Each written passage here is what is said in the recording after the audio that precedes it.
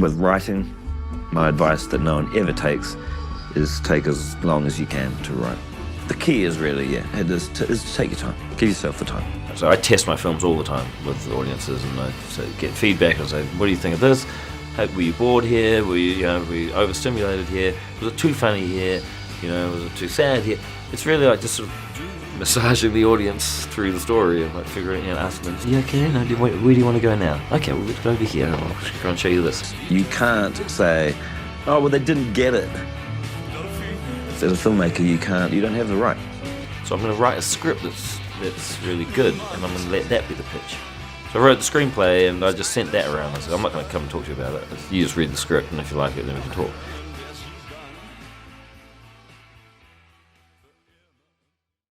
The really cool thing about making film is there's still an honest transaction between the artist and the audience. In the gallery world, it's pretty much constructed of bullshit. Someone comes in off the street and is told why a piece of art is good, and that sucks. I like film because an audience is paying quite a lot of money these days for the right to judge your work, and you can't say, oh, well, they didn't get it. As a filmmaker, you don't have the right. The thing about this is, though, you wrote a script that is, it's just everyone's politically correct nowadays, and I commend you for this material, taking on this material, and Fox Searchlight for making it. Was it tough to get the green light on this thing? There was no real pitching process for this, so I didn't go to studios and sort of say, hey, this is my idea for a film. It's about this kid and growing up in World War II. It was, I realized really early on that it's a very hard film to pitch. And I'm coming from New Zealand, we're terrible at pitching. So I didn't really bother. And after talking to my friends and they said, what are you up to now and what are you writing? I said, well, I'm doing this thing, it's about this kid in World War II. And they were, I'm not interested. And so that kind of, that made me realize, oh, no one really wants to hear a pitch like this. So I'm going to write a script that's really good, and I'm going to let that be the pitch. So I wrote the screenplay, and I just sent that around. I said, I'm not going to come and talk to you about it. You just read the script, and if you like it, then we can talk. Here's the thing. 90% of all ideas are shit, and 90% of all art is terrible. 90% of all movies are pretty bad. And I think if you kind of take that ratio into account, it allows you to relax a lot more. You don't have to worry about making something good all the time. When I'm writing, I know that a lot of it should never see the light of day. I find that taking the risks you reap bigger rewards from that. And if I feel like I'm playing it safe, or I'm too complacent and a bit too comfortable doing something, then I feel like my work suffers. And it's happened a couple of times, just on like, sort of, not even in film, but like in general life, just feeling like the easy way ultimately becomes the hard way, because you end up paying a price, which is, you basically just make mediocre work. So I find like kind of, you kind of force yourself to walk into the fire a bit, and you're on your toes, and you're kind of you're just trying to survive constantly. Then you come up with really great new ideas, and you come up with more inventive solutions to the problems. Like, what would be a cool end? What would be a cool scene? This would be kind of fun. And if I collect enough of those little things, then I think, maybe is there some sort of shape to this? I don't think anyone, and I'd be worried if someone actually did do this, I don't think anyone actually says, I'm going to make a movie where the theme is about blah, de blah, de blah. If you're thinking like that, then there's something wrong with you. No one thinks with theme first. Theme is something that comes later once you've finished the film, and then some nerdy film student goes, I think the theme is about loyalty. And then you go, yeah, totally. I was totally thinking about loyalty when I made this. So the process is also faking it. Faking it till you make it. And in this particular film, there wasn't any particular one thing that I found really hard. It was more the tonal balance, just trying to get that right. So I test my films all the time with audiences, and I get feedback and say, what do you think of this? Were you bored here? Were you overstimulated here? Was it too funny here? Was it too sad here? And then just finding a balance and go, okay, well now, let's take the audience. They've been they've had the deep, meaningful moments. You know, it's been emotional. Now we can slowly pick them up with some lightness and get into a few jokes here, and then kind of ease them back into this bit here, and it's really like just sort of massaging the audience through the story and like figuring, asking them, "Are you okay? No, where do you want to go now? Okay, well let's go over here and I'll try and show you this." So that's essentially how I try and make a movie. Jermaine and I think, started writing this in around 2004, maybe. Over like the next sort of 6 years or so, we just like every couple of weeks a year, we would just like get back into it and just reopen up the script. Jermaine and I, the way that we work, we would end up like doing maybe a page a year, and then we ended up with 150 pages, so it took 150 years to write the script. With writing, my advice that no one ever takes is take as long as you can to write. I will write, and then I'll put the script away and I won't look at it for maybe 6 months, maybe a year. Sometimes would take 2 years away from the script. Hunt for the Wilder People, I wrote the first draft in maybe 2004, and we shot that in 2015. You do the math. That's just the process. And in that time I made 3 other features, so yeah, you're kind of like drifting around all your different projects, but that's the key is really, is to take your time, give yourself the time. The thing about like a lot of studio films and Hollywood films especially is when you hear a joke in these films, you get the feeling that the joke was written about a year before they shot it. You know, it's been in the script for a long time, and someone a couple of people in a boardroom are like, oh, and then he's going to say, blah, blah, blah. And it's like, oh, it's going to be amazing when we shoot that in a year. How we did it on Thor was our script really was a suggestion, and and so all the jokes were kind of like maybe, and we got on set and we basically explored what more we could do, and so I think the humour is a very different style of humour definitely for superhero movies. The formula is make them more human. The thing with Thor, and I think with a lot of superheroes at least, is they're weirdos. You know, they're it's very hard to relate to them because it's hard to figure out the kind of human traits that they possess, especially with Thor, because he's an alien, and he's like a rich kid who lives in a palace, and it's very hard to kind of understand where he's coming from. So with him, the key really was to tap into Chris's strengths, which are the fact that he's funny and charming, and he's a kind of friend who you would want to go on an adventure with. Yeah, but also I think that they're very relatable. They have to have human characters. They have to. Thor is, essentially he's a rich kid from outer space. Who just wants to be loved. Wants to be like. We're all rich kids who want to be loved. The Hulk is, it's kind of like this bipolar disorder that he can't control, and. I love the theme of Hulk. It's just an age-old idea of wrestling with these two beings within you. And I mean, there is really something. If we look at every character, they probably dress ridiculously, but there is something relatable. Is there similarities though? I mean, I'm kind of painting like it's two completely different worlds. Like making more of an indie film. They are very similar. Like what? And the way that you get into these things, the way that I could kind of make myself feel like I had something to offer, and that. I guess somehow that there was an in for me creatively was to think of this thing like an independent film. So when you look at the story, it's just about a guy trying to get home because there's a burglar in his house, and he's trying to get home. Across the just happens to be across the universe that he's trying to travel. But this is really like after hours, set in space. He's like accompanied by his annoying brother and a drunk chick and this bipolar guy who's prone to temper tantrums. And if you think about it like that, just the simplicity of the story, that's my in. That's the way that I can figure out how to make these characters more relatable to the audience and humanize. Congratulations! The film is bigger, funnier. Taika, you wrote it. How do you even start writing a Marvel movie? Like, do you have to be across all the things that are happening in the other movies? What I do, I try and ignore that, and I'm too lazy.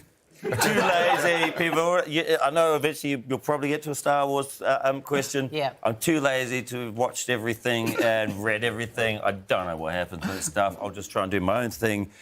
With Marvel, the same thing. I wanted to do I wanted to do something that challenged Thor, that made sense in a new way. Thor going through a midlife crisis, trying to find himself, trying to find his purpose. And if I get out of my lane, then it's Marvel's job to kind of keep me in check and say, you can't do that because that character needs to be in this other movie. So I think failure is a brilliant thing. It teaches you a lot of stuff, and you end up coming up with better ideas often when you fail at things.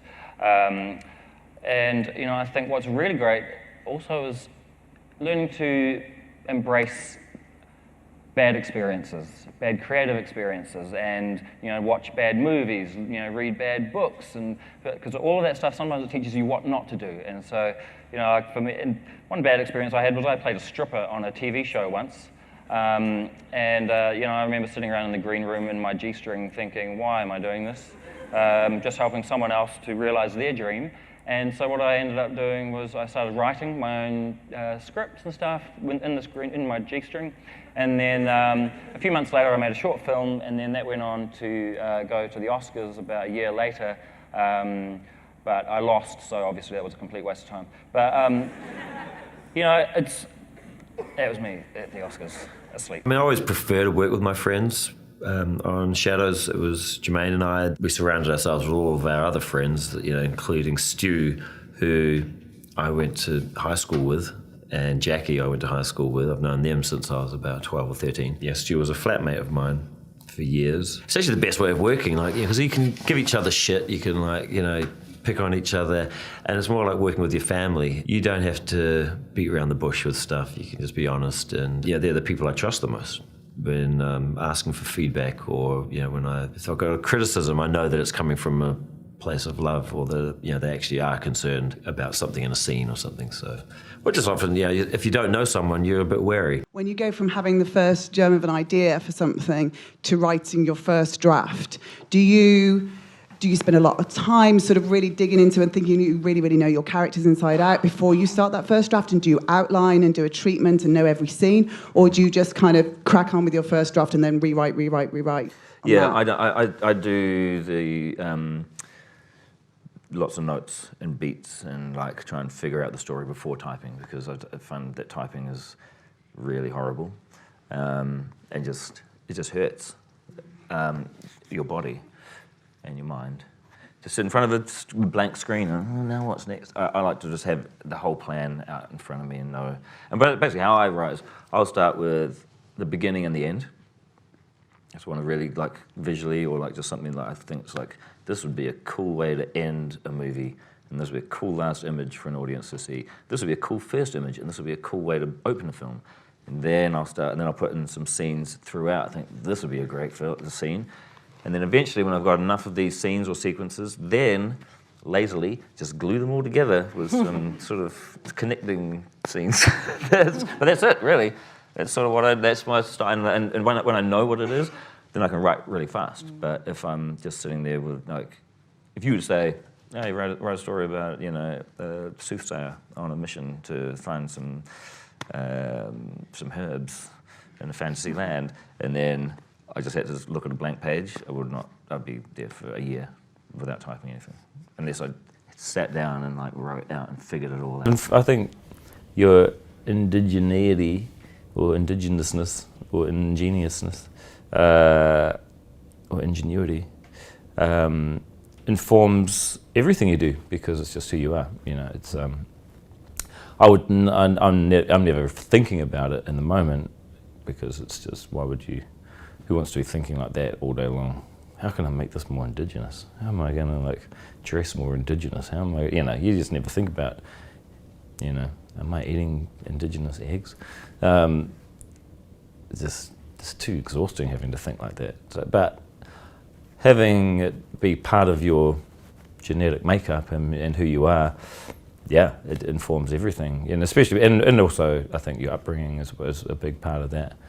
I think, you could get a completely white person and make them grow up in an indigenous community, and they'd think the same way as an Indigenous person, you know, if they had the exact same experiences and stuff. So a lot of it, I think, is actually upbringing and background, which, yeah, also informs a lot of what I do. But I actually, that's the way I prefer to write. And this is my little trick that none of you will want to do. I will write a draft and then I'll put it away for a year or so, and then, or even 2 years, or even 3 years, and then I'll come back to it and I'll read it and I go, who wrote this shit?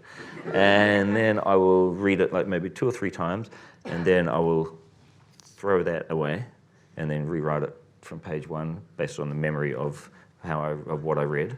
And then my 120-page script will suddenly be 80 pages, and it'll just be the bare bones and just like the important parts, or the things that I can remember from reading the script. And so I think that's like quite a good filter system.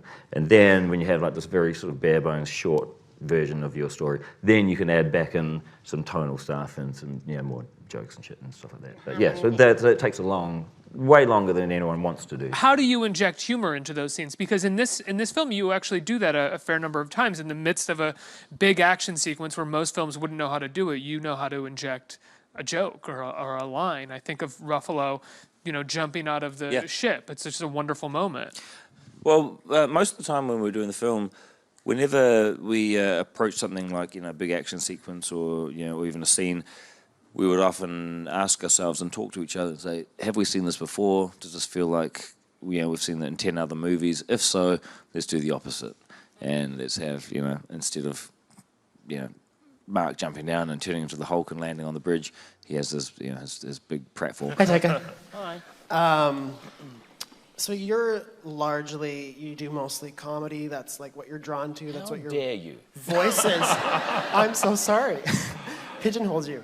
But my question is, did you always know that was kind of what you wanted to write? And do you have any advice for people who want to write? Like right now, I'm writing something that's like very dramatic and tragic, but I feel like Stop. Just okay, stop. Just don't do it, eh? We don't need any more depressing films.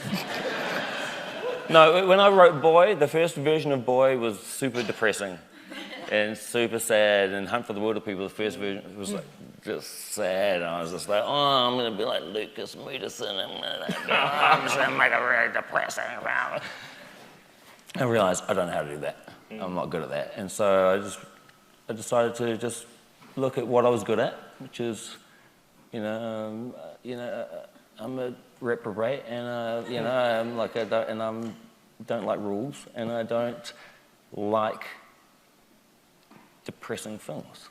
Like I decided, I made a choice. I said to myself, "Do you really like depressing films?" And I said back to myself in a husky voice, "No." No. And then Jermaine said a really important thing to me when we were shooting what we do in the shadows. There was a point where we were like, we're turning like a 5-minute idea into a feature film. This is what we're doing. And he goes, dude, the world needs stupid shit. We need the ridiculous, because, who wants to go and see a film that reminds us about how terrible the world is?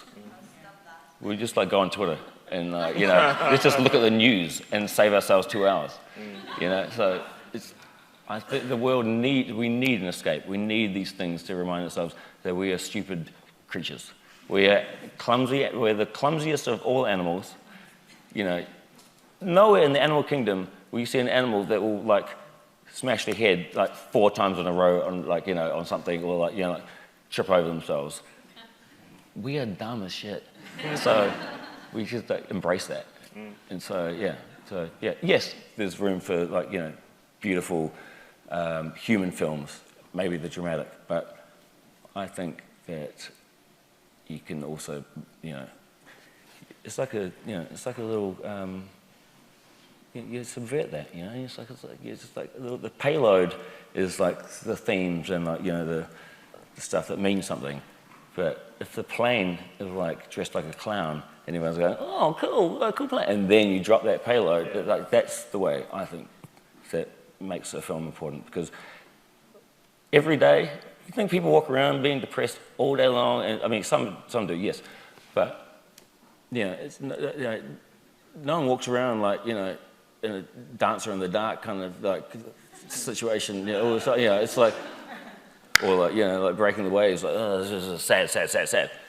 It's light and dark all day long, So I think that's why I like my films, is because it's like light and dark, and there's a mix, and you've got to find that balance. But that's why I think the way I try and do things is more human, more in touch with like how humans are every day.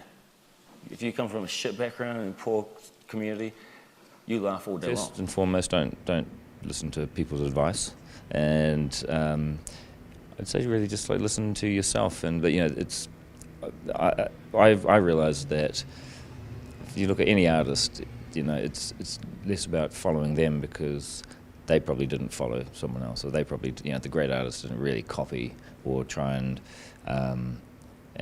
replicate someone else's career. And so I think that's an incentive to really stick to your own guns and follow your own vision and do your own thing. I'd just say look at art. Art is the thing that really inspired me to try different things, and I only came to screenwriting and filmmaking in my late 20s, but before that, if I would have come to London, I'd spent most of my time at the galleries at like the National and the Tate and stuff, and I just, I just love seeing art in general. It doesn't matter what it is, just having some sort of window into someone else's mind or someone else's creative process. I think it all helps to inspire you and to get you motivated to do your own thing. I've come to realise that I do know some stuff. Like you never really stop and think about how much you might know, because I don't think many people are that sort of self-centered. I'm pretty self-centered, but not that self-centered. Where I'd only realised after they asked me to do it that I thought, oh, maybe actually I do. I've been doing this for almost like 13 years or something now, so I've got to know something. I developed my style of writing down all the beats and all of the different parts of the story before actually typing quite early on, because I realised that I didn't really know. I didn't know how to format scripts back when I started off, and when I first started screenwriting, it was like on Microsoft Word, and so I'd seen scripts from when I was an actor, but I didn't like, and so I'd use the spacebar to go all the way into the middle of the page. I didn't know about tab. So I was using the spacebar to get all the way there, and then type the character's name, and then like press enter the spacebar all the way there to start doing the dialogue. So they're really wonky, and so it took me a long time doing that, because I didn't know how to do that, but also I didn't really know what I was writing. Like I knew kind of what the characters were doing, but I got stuck on blank pages all the time. So I started just doing things by hand and writing all my dialogue by hand first. And so that's what, with all my short films, I'd write everything by hand, and then when I knew the structure and I knew when it was good, then I would start typing it out. So my one question is, I also like writing scripts that aren't like the usual script that's very like off the beat, and also like has a bit of humor, not to the normal. So how do you, what advice would you give to pitch something like that to investors and try and get them on board with something that's not really of the norm? Sadly, I've never, also I'm happy about it, but I've never had to really do pitching or try and find finance that way. We're very lucky in New Zealand with the Film Commission. If you go to them and you have a project that they believe in, then that's sort of how we get our stuff funded. And so only outside of that, I've only worked with Marvel and recently Fox Searchlight on my World War II film. But traditionally, what I do, because I have a lot of friends who are writers, and they say things like, "Oh, I've got this great idea, it's about this and this and this." I say, "Oh, great, so you should write that." And they go, "I'm going to wait till I get some funding." I thought you were a writer. And they go, "Yeah, no, but I'm going to wait until, because I'm going to put in my petition and get some money, and then I can start writing." That's not how it works. If you want to write something, you're passionate about it, just got to write it. Like, you just got to write it. And so like, I've never, traditionally I just wrote my scripts until they were at a point where I thought that they were ready to shoot, and then I went for finance. I didn't go in and go, oh, I've got a, you know, one-page synopsis and I want money so that I can start, like, so my fingers will work. You know, it's like, no, I would just like do the work, write for a year, and then go in and say, this is what I've worked on. I think this film's good, you know, and so that's how I work. You know, I would do the work first and then take it to them.